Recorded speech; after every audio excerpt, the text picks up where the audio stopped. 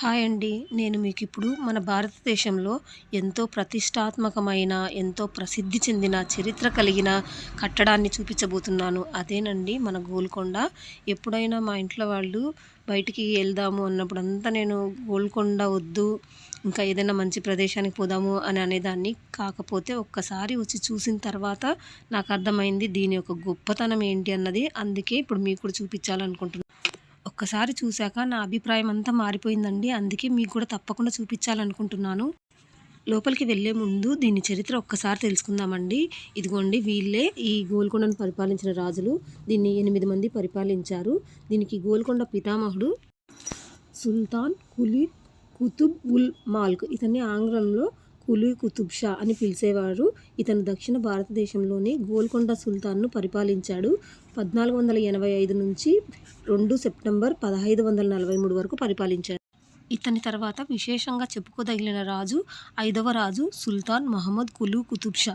ఇతని పరిపాలనా కాలంలో 1590-91లో ప్రజలు కలరా వ్యాధితో విపరీతంగా బాధపడుతున్నప్పుడు ఇతను ఆ వ్యాధి తగ్గితే నేను మసీదు కట్టిస్తానని ప్రార్థించుకున్నాడంట.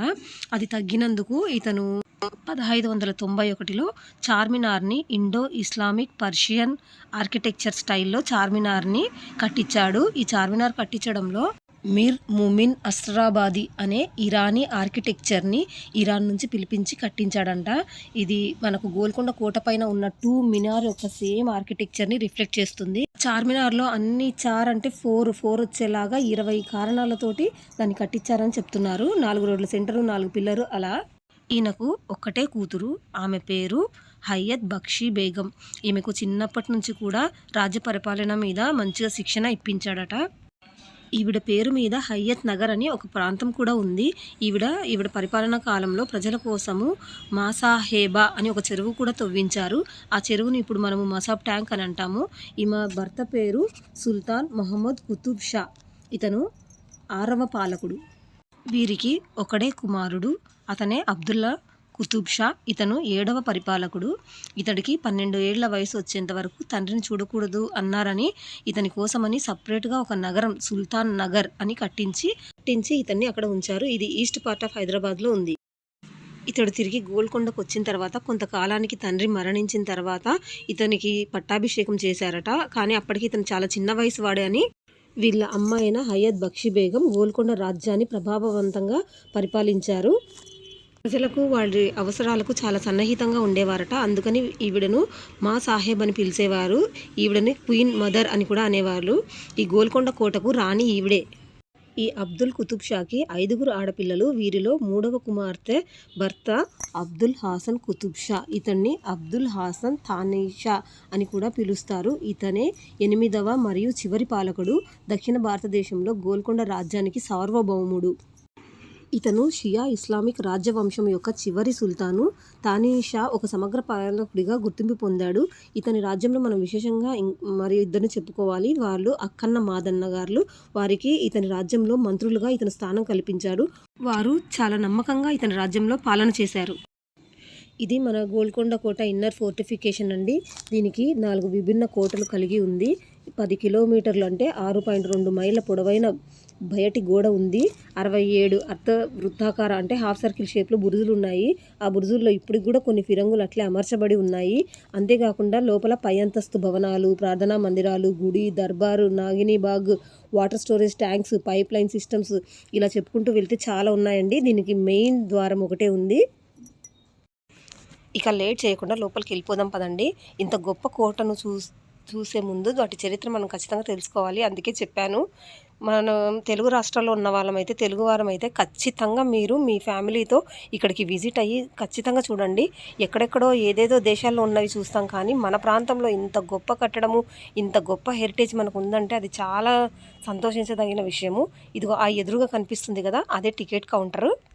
మీ ఫ్యామిలీలో ఎవరన్నా ఒకరు ఐడి కార్డ్ తెచ్చుకోండి. ఐడి కార్డ్ చెక్ చేసి అక్కడ టికెట్స్ అనేవి ఇష్యూ చేస్తున్నారు. మన ఇండియన్స్కి ఒక రేట్ ఉంది, ఎన్ఆర్ఐస్కి ఒక రేట్ ఉంది. తర్వాత ఇంటి దగ్గర నుంచి తెచ్చుకున్న ఫుడ్ అలో చేయట్లేదండి. ఈ కోటను మొదట మంకల్ అని పిలిచేవారంట. 1143 సంవత్సరంలో నల్లరాతి కొండపైన దీన్ని వరంగల్ రాజు కట్టించాడంట. ఆ రాజుగారి పేరైతే నాకు తెలియదండి. ఈ కోటలో ఔరంగజేబు ఈ కోటలోకి ప్రవేశించి తానిషా చక్రవర్తిని ఓడించి గోల్కొండ కోటని ఆక్రమించాడంట. ఈ గోడలు గమనించినట్టయితే మనకు ఈ ఎంట్రన్స్ స్పేస్ అంతా కూడా చాలా నేరోగా ఉంది. ఇవి చాలా దృఢంగా, చాలా ఎత్తుగా, చాలా కట్టుదిట్టంగా ఉన్నాయండి. దీంట్లోకి ప్రవేశించాలంటే అంత ఈజీగా ఎవరు ప్రవేశించలేరంట. అప్పుడు ఆ ఔరంగజేబు ఇక్కడ ఉన్న ద్వారపాలకుడికి లంచం ఇచ్చి లోపలికి ప్రవేశించారు అని చెప్తున్నారు. ఇప్పుడైతే ఇక్కడ మనకి మీరు గమనించినట్టయితే ఇక్కడ మనకు ఇదిగోండి ఈ సెక్యూరిటీ గార్డ్ గారు మన టికెట్స్ అన్నీ కూడా చెక్ చేసి మనల్ని లోపలికి అలౌ చేస్తున్నారు. ఇదిగోండి లోపలికి వచ్చిన తర్వాత ఇది ఈ కోట యొక్క గంభీరమైన ప్రవేశ ద్వారం ముందు ఉన్న ప్రదేశము. ఇదంతా కూడా మనకు రక్షక భటులు ఉండేవారంట. మీరు అక్కడ దర్వాజాని గమనించినట్టయితే వాటి ఆర్క్ అండ్ లెంటిల్ చాలా దృఢంగా ఉన్నాయి. ఇలాంటి దర్వాజాలు 8 దర్వాజాలు ఉన్నాయి. ఈ దర్వాజా పేరు బాలాహిసార్ దర్వాజా. ఇక్కడ వచ్చేసి heraldic lion with some mythical animals, అంటే రాజవంశానికి సంబంధించిన కొన్ని చిహ్నాలు అన్నమాట. ఆ చిహ్నాలని వాళ్ళు అక్కడ పెట్టుకున్నారు.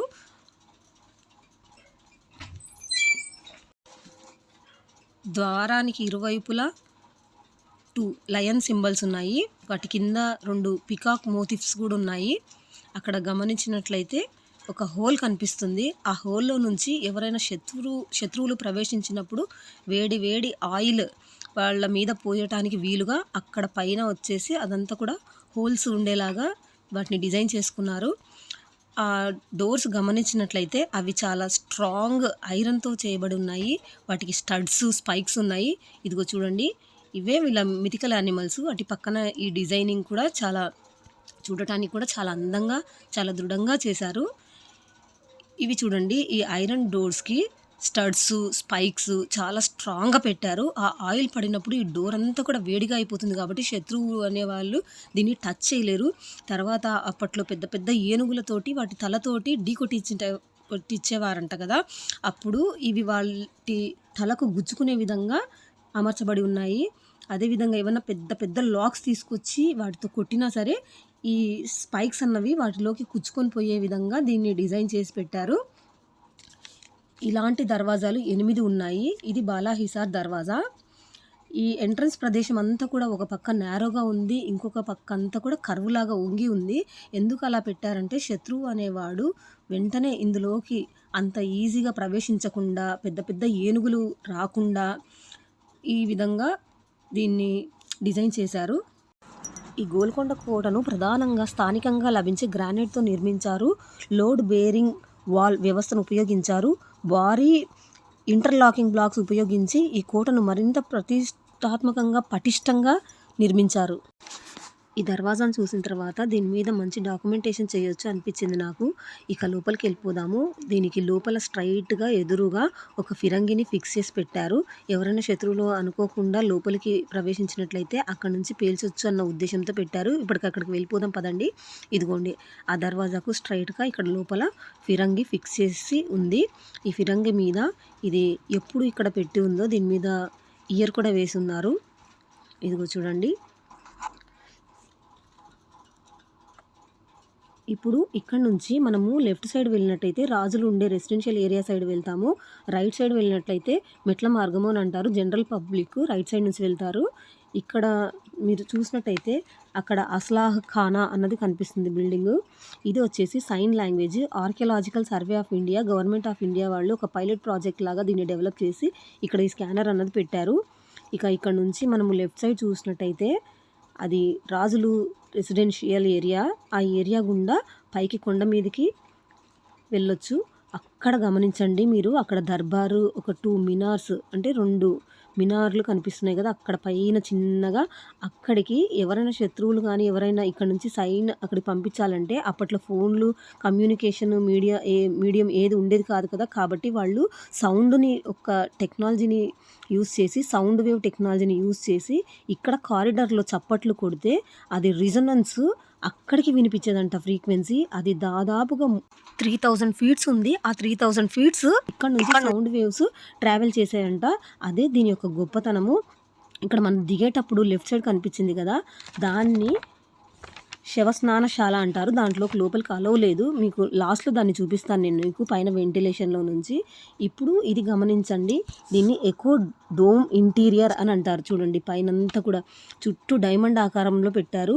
ఇక్కడ చిన్న చప్పట్లు కొట్టినా ఒక చిటికేసినా సరే సౌండ్ అన్నది చాలా ఎక్కువ రీసౌండ్ ఇస్తుంది. డైమండ్ టెక్నాలజీ యూజ్ చేసి ఇది కంప్లీట్‌గా కూడా పర్షియన్ స్టైల్‌లో కన్స్ట్రక్ట్ చేశారు. ఇప్పుడు మనము ఈ 3 అంతస్తుల భవనం సైడ్ నుంచి వెళ్ళిపోదాము. దీన్ని అస్లా ఖానా అంటారు. ఇది బాలాహిసార్లోని మరొక ముఖ్య కట్టడము. 3 అంతస్తుల్లో ఉన్న ఈ నిర్మాణంలో ప్రతి అంతస్తుకు కామాన్లు ఉన్నాయి. బహుళ ఇది ఆయుధ కారాగారం కావచ్చు. ఇది క్రీస్తు శకం 16వ శతాబ్దంలో నిర్మించబడిందిగా కనిపిస్తుంది అని అక్కడ బోర్డు పెట్టారు. దీనికి కొద్దిగా ముందుకు వెళ్ళి లెఫ్ట్ సైడ్ వెళ్తే రాజు రాణి నివాస స్థలం కనిపిస్తుంది. దీని ఎదురుగా ఉన్నదే అక్కన్న మాదన్నల గారి ఆఫీసు. అది సామాన్య ప్రజలు వచ్చే మెట్ల మార్గానికి తర్వాత ఈ రాజు రెసిడెన్షియల్ ఏరియాకి మధ్యలో ఉంది అది.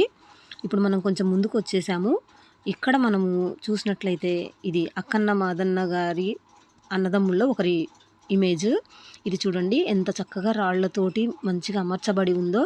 అక్కడ మనకు కొంచెం ముందుకెళ్తే చూడండి అదంతా దూరంగా కనిపిస్తుంది. అదంతా కూడా రాజు రెసిడెన్షియల్ ఏరియా. అక్కడ ఉండేవారు రాజు. మనము ఇప్పుడు ఇలా స్ట్రైట్గా వెళ్ళిపోతాము. ఈ లెఫ్ట్ సైడ్ గమనించినట్లయితే దీన్ని రాణి మహల్ అని అంటారు. ఇక్కడ రాణి గారు ఉండే ప్రదేశము ప్లస్ ఇక్కడ అప్పుడున్న ఆడవాళ్ళందరూ కూడా వాళ్ళ ప్రార్థనా మందిరం కూడా ఇక్కడే ఉంది. ఇక్కడ ప్రార్థన చేసుకొని ఇక్కడ రాణిగారు ఉండేవాళ్ళు. అందుకని దీన్ని రాణి మహల్ అని అంటారు. ఇప్పుడు మనమైతే ఈ ప్రదేశాన్ని అంతా ఒకసారి చూసి ఎదురుగా ఆ కనిపిస్తున్నదే రాజుగారు ఉండే నివాసము. దాంట్లో నుంచి వెళ్ళిపోదాము పదండి. ఇక్కడ ఈ బోర్డు గమనించినట్లయితే ఈ కోటలో ఏమేమి ఉన్నాయి అన్న చూపిస్తున్నారు. రాణి రెసిడెన్స్ని తారామతి మందిర్ అంటారు అని అక్కడ బోర్డు పెట్టారు. ప్యాలెస్లో ఏమేమి ఉంటాయి అన్నది కూడా ఇక్కడ బోర్డు పెట్టారు. ఇప్పుడు మనము రాజుగారి ప్రవేశ ద్వారం నుంచి లోపలికి వెళ్దాం రండి. ఇదిగోండి చూడండి ఇక్కడ గమనిస్తే పైన వాటర్ సప్లై సిస్టమ్ కోసమని మనకు గ్రూవ్స్ కనిపిస్తాయి. చాలా దృఢంగా ఉంది ప్రతి గోడ కూడా. ఆ పైన గ్రూవ్స్ చూసారా? ఆ గ్రూవ్స్లో మట్టి పైపుల్ని పెట్టేవారంట. మట్టి పైపులో నుంచి వాటర్ అన్నది నీటి సప్లై చేసేవాళ్ళు. ఆ మట్టి పైపుల్ని వేడి చేస్తే వేడి నీళ్ళు వచ్చేవంట. ఎండాకాలము వేడి చేయకుండా అలానే పెడితే చల్లటి నీళ్లు చక్కగా వచ్చేవంట. కంప్లీట్గా వాటర్ సప్లై సిస్టమ్ అంతా కూడా చాలా బాగా పెట్టారు. అదేవిధంగా అక్కడక్కడ చిన్న చిన్న హోల్స్ ఉన్నాయి. ఆ హోల్స్లో అప్పుడు కాగడాలు లైట్స్ అవి పెట్టేవాళ్ళు. తర్వాత వజ్రాలను అన్ని పొదిగించి ఉండేవాళ్ళంట. ఆ వజ్రాల లైట్లో దగదగ మెరిసిపోయేదంట. అసలు ఈ దీంట్లో నడుస్తుంటేనే ఎంతో సంతోషం వేస్తుందండి. మనకి ఆ రాయల్ ఫీలింగ్ వచ్చేస్తుంది.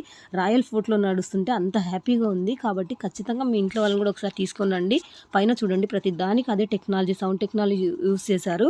మీరు ఎక్కడ నిలబడి సౌండ్ చేసినా సరే చాలా రిఫ్లెక్ట్ అవుతుంది. ఇక్కడ పెద్దగా వినిపిస్తుంది. ఎవరైనా నేరం చేస్తే వారిని ఇక్కడ నిలబెట్టేవారట. వీరికి పైన అక్కడి నుంచి ఆ పైన గమనించండి ఎదురుగా గోడ అడ్డంగా ఉంది. రాజు అనేవాళ్ళు అక్కడి నుంచి వాళ్ళకి శిక్ష వేసేవారంట.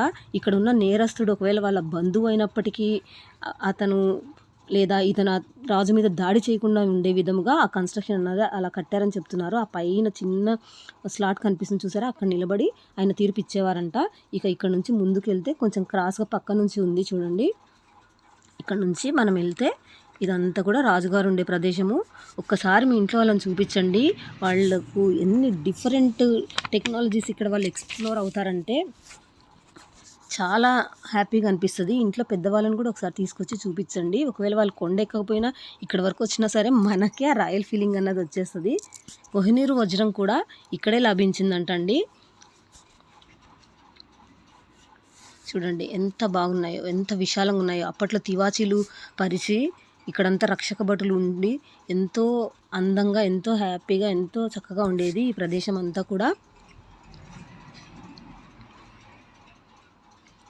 ఇక్కడ నుంచి మనం వెళ్ళినట్లయితే బయటికి వెళ్తే మనకు ఇంటికి ఎట్లయితే వెనకల స్పేస్ ప్రదేశం ఉంటుందో దీనికి కూడా అలానే ఉంది. ఇక్కడ చిన్నప్పుడు మనము దాక్కునే ఆట ఆడుకునేటప్పుడు 1, 2, 3 అని చెప్తాం కదా గోడ దగ్గర నిల్చొని. అట్లా ఇక్కడ ఏ గోడ దగ్గర నిల్చొని చిన్నగా మాట్లాడినప్పటికీ వెనకల ఉన్న మనిషి తలపైన రీసౌండ్ ఇస్తూ వినపడుతుంది. అదే ఇక్కడ ఈ పైన కట్టడం యొక్క విశిష్టత అని చెప్తున్నారు. అదే సౌండ్ వేవ్ టెక్నాలజీ యూస్ చేసి కన్స్ట్రక్ట్ చేశారు అని చెప్తున్నారండి. అదే దీని ప్రాధాన్యత. దీంట్లో వీళ్ళు ఇంతే కాకుండా మంచి కళాకారులను కూడా చక్కగా ఆదరించారు. మీ ఫ్యామిలీ మెంబర్స్ని ఒక్కసారైనా తీసుకొని వచ్చి చూపించండి. మన ఇండియా యొక్క గొప్పతనము దీన్ని చూసిన తర్వాత చెప్పాను కదండి, నా అభిప్రాయం కూడా మార్చుకున్నానని. ఇక్కడ science and technology, archaeology, history, engineering, management, water management system, defence, ఇట్లా రకరకాల ఫీల్డ్స్కి మనము ఎక్స్ప్లోర్ అవ్వచ్చు. పిల్లలైతే చక్కగా వాళ్ళ ఐడియాస్, వాళ్ళ ఇంట్రెస్ట్ ఏంటో దాన్ని బట్టి వాళ్ళు ఎక్స్ప్లోర్ అవ్వచ్చు. ఇక ఈ కోటలో నుంచి బయటకు వచ్చినట్లయితే బ్యాక్ సైడ్ వచ్చేసి ఇలా ఓపెన్ ప్లేస్ ఉంది చూడండి. నాకే అవకాశం వస్తే చక్కగా డాక్యుమెంటేషన్ చేసి అదర్ కంట్రీస్లో మన ఇండియన్ హెరిటేజ్ని ఎక్స్ప్లోర్ చేసి చక్కగా చెప్పాలనిపిస్తుంది. అక్కడ కనిపించేది నర్తనశాల. ఇక్కడ మధ్యలో వచ్చేసి fountain, water supply system use చేసి ఎంత చక్కగా అప్పట్లోనే ఫౌంటైన్ పెట్టారు చూడండి. ఇక్కడంతా కూడా అప్పట్లో ఏదైనా ప్రదర్శన జరిగినప్పుడు రాజు రాణి వాళ్ళు వచ్చేసి అక్కడ స్టేజ్ లాగా ఉంది గమనించారా, అక్కడ వాళ్ళు సింహాసనాలు వేసుకొని అక్కడ కూర్చునేవాళ్ళంట. మిగిలిన పరివారం అంతా కూడా ఈ చుట్టూ కూర్చునేవారంట. ఇదిగోండి, ఇది ఇక్కడ వచ్చేసి 2 సింహాసనాలు వేసుకొని కూర్చునేవాళ్ళు. ఇది చూస్తే చాలా బాగుందండి. ఆ ఎదురుగా కనిపించేదే నర్తనశాల. ఇప్పుడు మనము ఆ నర్తనశాల పక్కన నుంచి పైకి కొండ మీదకి వెళ్తాము. అక్కడంతా కూడా మనకు మట్టి మార్గం లాగా ఉంటుంది. ఈ రాణిగారిని అటు నుంచి తీసుకొని పైకి వెళ్ళేవారంట పల్లకీలలో. ఒకసారి చూడండి ఎంత బాగుందో. ఇక్కడంతా కూడా గోడలో వజ్రాలు పొదిగిచ్చేవారంట. అప్పుడు గోల్కొండ అంటేనే మనకు వజ్రాలకి ఫేమస్. ఇప్పుడు మనము నెక్స్ట్ ఫ్లోర్కి వెళ్దాం పదండి. ఇదిగోండి, ఇదే ఈ మట్టి మార్గంలో పల్లకీలో ముందు కొంచెం హైట్ తక్కువ ఉన్నోళ్ళు, బ్యాక్ కొంచెం ఎక్కువ ఉన్నోళ్ళు పట్టుకొని, అంటే ఆ స్లోప్ అన్నది లేకుండా రాణిగారిని తీసుకొని వచ్చేవారంట. ఇక రాజుగారు వాళ్ళంతా గుర్రాల మీద వచ్చేవారేమో తెలియదు. ఇక్కడికి వస్తే మనము ఒక ఫస్ట్ ఫ్లోర్ వచ్చినట్టు పైకి అర్థము. ఇక్కడ ఈ కట్టడాలన్నీ చూడండి చాలా దృఢంగా చాలా బాగున్నాయి. ఇవన్నీ కూడా వాటంతట అవే కూలిపోయినవి కాదండి. ఈ ఔరంగజేబు గారు యుద్ధం చేసినప్పుడు ఆ ఫిరంగులతో వాటితో పేల్చినప్పుడు కొంత ప్రాంతము అన్నది ఇక్కడంతా కూడా ఆ రకంగా ధ్వంసం అయిపోయింది.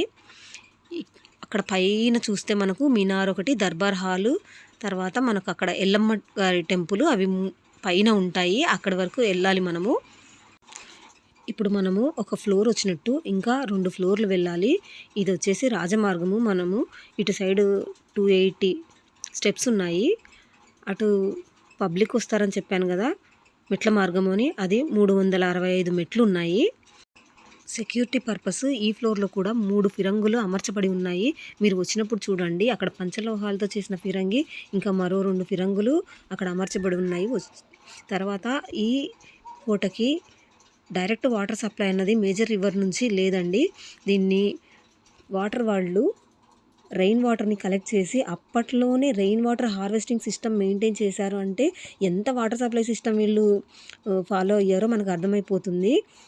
అలా దానికి సంబంధించి చిన్న చిన్న కుంటలు కట్టి ఉన్నారు. ప్రతి ఫ్లోర్లో కూడా వీళ్ళ ఓన్ వాటర్ స్టోరేజ్ సిస్టమ్ కూడా ఉంది.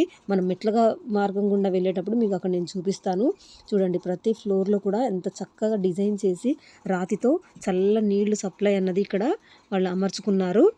ఇప్పుడు ఇక్కడ మనం ఈ ఫ్లోర్ నుంచి చూసినట్టయితే ఈ వెంటిలేషన్ సిస్టమ్ కూడా చాలా బాగుందండి. ఇక్కడ నుంచి చూస్తే మనం ఇందాక రాజమార్గంలో నుంచి వచ్చిన ఆ ప్రదేశం అంతా కూడా ఎవరైనా శత్రువు ఎక్కడ నడుస్తున్నారు ఏంటన్న వాళ్ళ మూమెంట్ అంతా కూడా వాళ్ళు ఇక్కడ నుంచి వాళ్ళు 24 అవర్స్ కూడా అబ్జర్వ్ చేయవచ్చు. ఇక్కడ కాసేపు వాళ్ళు కూర్చోటానికి, సేద తీరడానికి, రెస్ట్ తీసుకోవడానికి చక్కగా ఇలా ఒక కట్టడం లాగా ఉంది ఈ ఫ్లోర్లో. ఇక ఈ ఫ్లోర్ నుంచి పైన ఫ్లోర్కి వెళ్ళిపోదాం రండి.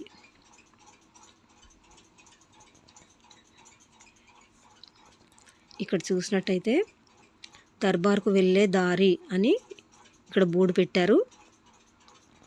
వేటు దర్బార్ హాల్. దర్బార్ హాల్ అంటే పైన ఉన్న మీటింగ్ హాలు. అక్కడే అన్ని సమస్యలు రాజు పబ్లిక్ తోటి ఇంటర్ఫేస్ అవుతారు. ఇప్పుడు ఈ మెట్ల మార్గం గుండా మనము పైకి ఎక్కి వెళ్ళాలి. ఇక్కడ మీరు వచ్చేటప్పుడు రైట్ సైడ్ అబ్జర్వ్ చేయండి, 3 ఫిరంగులు కట్టుదిట్టమైన భద్రతకు అమర్చబడి ఉన్నాయి. ఈ మెట్ల పక్కనే రైట్ సైడ్ ఉన్నాయి. ఇప్పుడు వచ్చేసాము పైకి, ఇంకొక ఫ్లోర్ వచ్చేసాము. ఇక్కడ కాసేపు కూర్చోటానికి ఉంది. ఇంత ఎండలో వచ్చినా కూడా ఈ చల్లటి గాలి వాతావరణం చూస్తుంటే ఎంత ఆహ్లాదంగా ఉంది, ఎంత బాగుందంటే నాకు ఇక్కడ వచ్చిన తర్వాత ఒకటి గుర్తొస్తుందండి. ఏంటో చెప్పానా, అదే మనం తెచ్చుకున్న ఫుడ్ అండి. పులిహార కారులో పెట్టేసి వచ్చాము, తెచ్చుకుని ఇవ్వట్లేదని చెప్పాను కదా. నాకు అదే అర్థం కావట్లేదు. బిస్కెట్స్, చిప్స్ అలాంటివి అలో చేస్తున్నారు కానీ మనం తెచ్చుకున్న ఫుడ్ అలో చేయట్లేదు. మనం తెచ్చుకున్న కంటైనర్స్ని తినేసి ఇంటికి పట్టుకెళ్తాం, ఇక్కడే పడేయం కదా. మరి బిస్కెట్ ప్యాకెట్స్, బ్రెడ్ అవైతే ఇక్కడ వేసేస్తాం కదా, ఎందుకు తీసుకొని ఇవ్వట్లేదా అని అనుకున్నాను. కాకపోతే మనం మోసుకొని తిరగలేమని వద్దని ఉంటారా అనిపించింది నాకు. ఇక్కడ కాసేపు కూర్చొని మళ్ళీ ఇక్కడ నుంచి ఇంకొక పైన ఫ్లోర్కి వెళ్ళిపోదాం పదండి. చూడండి ఎంత బాగా కనిపిస్తుందో మనకు. ఈ మెట్లు కూడా చాలా ఈజీగానే ఉన్నాయండి, మీరు ఈజీగానే ఎక్కొచ్చు. అక్కడక్కడ కూర్చొని రెస్ట్ తీసుకొని, మీరైతే హీల్స్ వేసుకొని రావద్దండి, మామూలు ఫుట్వేర్ వేసుకొని వస్తే చాలా హ్యాపీగా ఎక్కొచ్చు. లగేజ్ కూడా ఎక్కువ ఏం తెచ్చుకోవద్దు. పైకి వచ్చేసామండి. చూడండి ఇదే మనకు మెట్ల మార్గము. ఇటు సైడ్ నుంచి పబ్లిక్ వచ్చేవారు. ఈ మెట్ల మార్గంలో వై షేప్లో ఉంది కదా, అక్కడ కింద కొంతమంది ఉన్నారు చూసారా. అక్కడ తానీషా పరిపాలనా కాలంలో పనిచేసిన అక్కన్న మాదన్నల మేనల్లుడైన కంచర్ల గోపన్న గారిని అక్కడ జైల్లో బందీఖానాగా పెట్టారండి. అతను సీతారాముల వారి భక్తుడు కనుక అతన్ని రామదాసు అని పిలిచేవారు. కాబట్టి ఆ ప్రదేశానికి రామదాసు బందీఖానా, రామదాసు ప్రిజన్ అని పెట్టారు. ఇతను అక్కన్న మాదన్న గారికి, అదేవిధంగా తానీషా గారికి చెప్పకుండా ఈ ఖజానా అమౌంట్ని తను ఏదో పర్పస్కి యూజ్ చేశాడని ఇతని నేరం నిరూపితమైన తర్వాత 12 సంవత్సరాలు అక్కడ బందీఖానాలో బంధించారండి.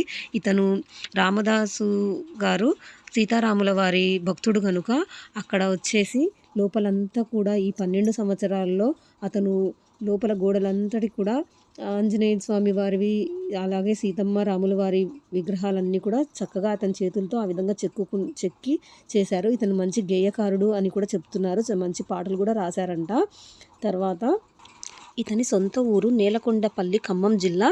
నేరం నిరూపితం కాకముందు ఇతని పాలవంచ తహసీల్దార్గా అక్కన్న మాదన్న గారు నియమించారు. ఇక్కడ నుంచి మనం పైకి వెళ్ళినట్టయితే అక్కడ మనకు మినార్ అని కనిపిస్తుంది. ఆ మినార్ తర్వాత కొంచెం ముందుకు వెళ్తే ఎల్లమ్మ టెంపుల్ ఉంటుంది. దానికన్నా ఇంకా పైకి వెళ్తే అక్కడ మనకు దర్బార్ హాల్ అన్నది ఉంటుంది. ఈ దర్బార్ హాలు 2 అంతస్తుల భవనము.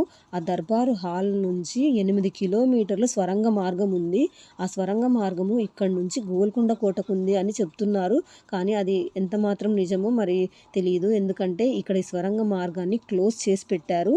తర్వాత ఈ రాజ్యంలో 2 అక్క చెల్లెళ్ళు కళాకారులు ఉండేవారు, తారామతి అలాగే ఆమె సహోదరి ప్రేమామతి అని. ఆ తారామతి, ప్రేమామతి వాళ్ళకు సంబంధించి బారాదరి అని ఇంకొక కోట కూడా కట్టారు, 2 కిలోమీటర్ల దూరంలో ఉంది. ఆ బారామతి నుంచి అక్కడ పాటలు పాడితే అది ఆ సౌండ్ వేవ్స్ ట్రావెల్ చేసి ఇక్కడున్న దర్బార్కి, రాజులకు ఇక్కడికి వినిపించే విధముగా సౌండ్ టెక్నాలజీ యూజ్ చేశారంట. ఎంత గొప్ప టెక్నాలజీని యూజ్ చేశారో చూడండి.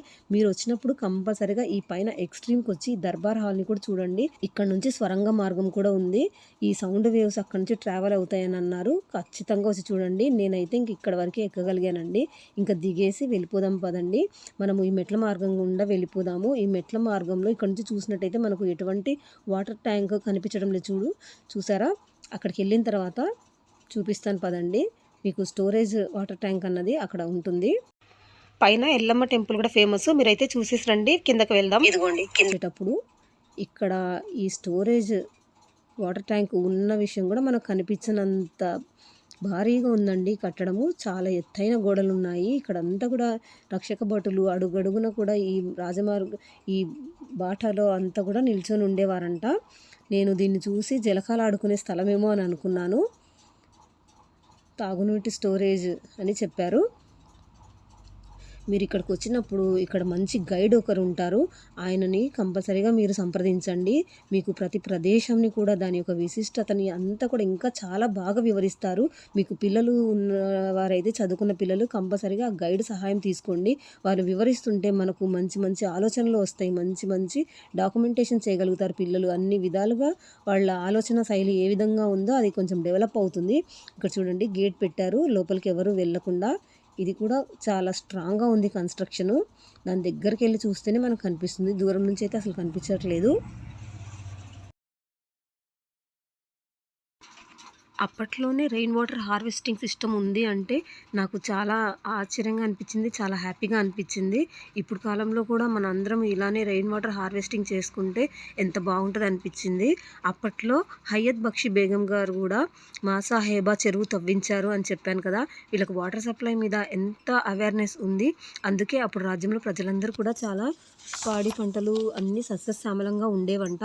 ఇక్కడ నుంచి ఎదురుగా చూస్తే కటోరా హౌజ్ అని ఒక రాయల్ స్విమ్మింగ్ పూల్ ఉండేది. అందులో రాజులు అందరూ కూడా స్నానాలు చేసేవారంట. ఇక్కడ నెక్స్ట్ ఫ్లోర్కి మనం దిగినట్టయితే ఇక్కడ ఇంకొక వాటర్ స్టోరేజ్ ట్యాంక్ ఉంది. ఇక్కడ మంచినీళ్ళు కూడా ఉన్నాయి సైడ్కి. అదిగోండి మంచినీళ్ళ కోసం నిర్మాణం చేసి పెట్టారు. ఈ స్టోరేజ్ ట్యాంక్స్ నుంచి ఈ రాయల్ ఫోర్ట్కే కాకుండా చుట్టుపక్కల ఉన్న ప్రాంత ప్రజలందరికీ కూడా వాటర్ సప్లై అనేది అయ్యేదంట. మట్టి పైప్ లైన్ ద్వారా సరఫరా చేసేవారు అని చెప్తున్నారు. ఒకసారి చూద్దాం రండి, ఎంత పెద్దగా ఉన్నాయో, ఎంత విశాలంగా ఉన్నాయో ఈ వాటర్ ట్యాంక్స్. ఇక ఇక్కడ నుంచి నెక్స్ట్ ఫ్లోర్కి దిగేద్దాం పదండి. ఇక్కడ దిగేటప్పుడు మనకు రైట్ సైడ్ బురుజులు కనిపిస్తున్నాయి. అదేవిధంగా కొంచెం దిగిన తర్వాత లెఫ్ట్ సైడ్ అంతా కూడా మంచి తోటలాగా ఉసిరిక చెట్లు వేశారు. ఇక దిగాక ఈ ప్రాంతాన్ని నగీనా బాగ్ అని అంటారు. ఇక్కడ కనిపించేదంతా అక్కన్న మాదన్న గారులు ఉంటారు. ఇక రక్షక భటులు కూడా ఇక్కడే ఉంటారు. ఈ ఫ్లోర్లోనే ఈ ప్రదేశంలో మనకు హార్స్ స్టేబుల్స్, వాటి వాటర్ సప్లై సిస్టమ్ కూడా మనకు ఇక్కడ కనిపిస్తుంది. అప్పట్లో ఈ ప్రదేశం అంతా కూడా వజ్రాలు రాసులుగా పోసి ఇక్కడ అమ్మేవారంట. గోల్కొండ అంటే వజ్రాలకు ఫేమస్ కదండి. మనకు ఈ కోహినూర్ వజ్రం కూడా ఈ గోల్కొండలోనే దొరికింది అని చెప్తున్నారు. ఇక్కడ ప్రదేశం అంతా కూడా చాలా బాగుంది, చాలా చల్లగా ఉంది, అసలు ఏం అలసిపోయినట్లేదు. మీరు మార్నింగ్ వస్తే ఈవినింగ్ వరకు అన్నీ చూసుకొని వెళ్ళొచ్చు. ఇక ఇక్కడ నుంచి మనము ఇదిగో ఇటు సైడ్ స్ట్రైట్గా వెళ్ళినట్టయితే శవస్నానశాల లోపలికి రానియట్లేదని చెప్పాను కదండి. ఇదిగోండి దాని వెంటిలేషన్లో నుంచి చూడండి. ఇక్కడ రాజు వంశంలో ఎవరైనా చనిపోతే కాసేపు ఇక్కడ పెట్టి వాళ్ళకు వేడి నీళ్ళు చల్లనీళ్ళతోటి వాళ్ళకు చక్కగా స్నానం చేయించి, ఇక్కడ ఇంకొక గది ఉంది లోపల, ఆ గదిలో కాసేపు ఉంచి వీళ్ళకి సంబంధించిన తూమ్స్ అన్నీ రెడీ అయిన తర్వాత అక్కడికి తరలించేవారంట. వీళ్ళలో మన రాణి హయత్ బక్షి బేగం గారి తోంబు మాత్రమే ఆడవాళ్ళల్లో ఈ మగవారితో సమానంగా అంత పెద్ద తోంబు కట్టారంటండి. మీరు కొంచెం ఎర్లీగా వస్తే అవన్నీ చూసుకొని వెళ్ళొచ్చు. ఇక్కడ ఈ చెట్టు కింద వచ్చేసి మనకు 240 కేజెస్ వెయిట్ అన్నది అక్కడ లిఫ్ట్ చేస్తున్నారు. అది ఎవరైతే లిఫ్ట్ చేయగలిగితే వాళ్ళని ఇక్కడ సైనికులుగా చేర్చుకునేవారంట. అది అందరూ అక్కడ నిల్చొని చూస్తున్నారు. ఇక మనము స్టార్టింగ్ ప్రదేశం ఎక్కడైతే మనము స్టార్ట్ అయ్యామో ఆ ప్రదేశానికి వచ్చేసాము. ఈ శవస్నానశాలను తుర్కీ పారాషిక అని అంటారు. దీంట్లో మనకు ప్రవేశం అయితే ప్రస్తుతానికి లేదు. మనము ఆ ఎదురుగా కనిపించే భవనాన్ని కూడా చూసాం కదా, అస్లాహ్ ఖానా అని. దాంట్లో 150 రూమ్స్ ఉన్నాయి. ఆయుధ కారాగారంగా దాన్ని ఉపయోగించేవారు. ఇక ఇక్కడ నుంచి మనము బయటికి వెళ్ళిపోవచ్చు.